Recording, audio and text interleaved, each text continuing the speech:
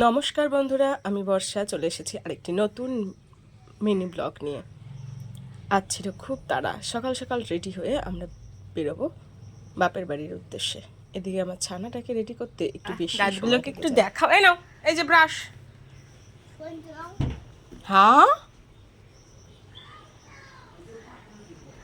Please পাপা নাও, ঘেমে গেছো তো তুমি, চলো বাইরে চলো। না ধরো ধরো একবার। সমস্ত কিছু রেডি করবার পর আমরা চলে গেছি বাপের বাড়িতে।